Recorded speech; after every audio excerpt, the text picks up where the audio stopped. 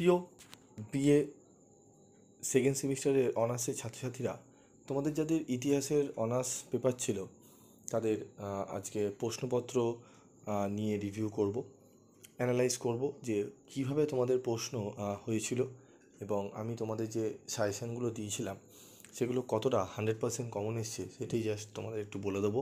এবং যারা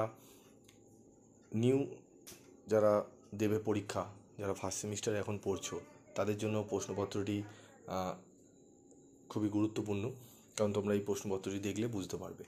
তো চলো আমি আজকে 2024-এর ইতিহাসের ডিএসসিসি অনার্স পেপারের প্রশ্নপত্রের আমি তোমাদের সামনে তুলে ধরছি।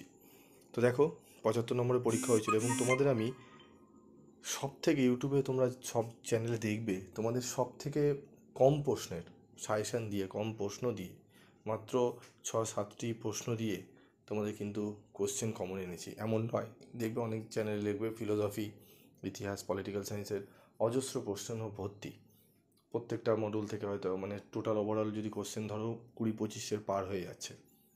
তোমাদের কিন্তু আমাদের যে লাস্ট মিনিটের সাজেশান পিবি স্টাডি গ্রুপ থেকে দেওয়া হয়েছিল, সেখানে দেখলে তোমরা বুঝতে পারবে যে কতটা কম কোশ্চেন তোমাদের দেওয়া হয়েছিল। আমি লাস্ট মিনিটের সাজেশানের ভিডিও লিঙ্ক এই ভিডিওর ডেসক্রিপশানে দিয়ে দেবো, তোমরা দেখে নেবে যে প্রায় প্রত্যেকটা প্রশ্নই কমন এসছে এবং প্রশ্ন মাত্র তোমাদের 5টি থেকে 6টি প্রশ্ন আমি বলে দিয়েছিলাম। তো দেখো কিভাবে এসছে। দেখো, মধ্যপ্রস্তরীয় যুগ সম্পর্কে সংক্ষিপ্ত আলোচনা করো, প্রশ্নটি কিন্তু ছিল। প্রাচীন মিশরের স্থাপত্য আলোচনা করো, প্রশ্নটি ছিল। সোলনের সংস্কারগুলি বিশ্লেষণ করো, এই প্রশ্নটিও ছিল। মানব সভ্যতার বিবর্তনে শিকারী খাদ্য সংগ্রাহকদের সম্পর্কে টিকা লেখো, এই প্রশ্নটিও কিন্তু ছিল। জাস্ট মিলিয়ে নেবে তোমরা, ঠিক আছে। সফিস্টদের দার্শনিক ভাবনা, এই প্রশ্নটি আমাদের ছিল না। প্রাচীন রোমের রাষ্ট্রের প্রকৃতি কেমন ছিল, এই প্রশ্নটি কিন্তু ছিল। তোমরা জাস্ট মিলিয়ে নেবে, ঠিক আছে। তারপর দেখো, পুরা প্রস্তর যুগের প্রধান বৈশিষ্ট্যগুলি একটি সমালোচনাধর্মী বিশ্লেষণ করো, এটি কিন্তু আমি দিয়েছিলাম। মানব সভ্যতায় লৌহ প্রস্তর যুগের প্রযুক্তির আবির্ভাব সংক্রান্ত ঐতিহাসিক বিতর্কটি তাৎপর্য সহ আলোচনা করো, প্রশ্নটি জাস্ট একবার মিলিয়ে নেবে, এই প্রশ্নটি কিন্তু আমি দিয়েছিলাম। তারপর দেখো, গ্রিক সভ্যতা কি দাস শ্রমের ওপর নির্ভরশীল ছিল, আলোচনা করো। প্রাচীন রোমের কৃষি অর্থনীতির বৈশিষ্ট্য আলোচনা করো। মানে এখানে 3টি যে প্রশ্ন আলোচনা করতে বলেছে তার মধ্যে কোন প্রশ্নগুলো কমন এসছে 100%। দেখো, প্রাচীন রোমের চয়ের প্রশ্নটি কমন এসছে, গয়ের প্রশ্নটি কমন এসছে, কয়ের প্রশ্নটি কমন এসছে, ঠিক আছে। মানে 3টি প্রশ্ন একদম কমন এসেই গেছে তোমাদের। মাত্র আমি কটা প্রশ্ন দিয়েছিলাম সেখান থেকে তোমরা দেখবে 6টি থেকে 7টি প্রশ্ন, সেখান থেকে তোমাদের কোশ্চেন কিন্তু কমন চলে এসছে। এডুকেশনের আমি প্রশ্নপত্রের রিভিউ আমি তোমাদের দেবো, তো এবং পলিটিক্যাল সায়েন্সেরও দেবো। প্রত্যেকটা পেপার তোমরা জাস্ট মিলিয়ে দেখবে, প্রত্যেকটা পেপার তোমরা যদি মিলিয়ে দেখো, ঠিক আছে, দেখলে বুঝতে পারবে।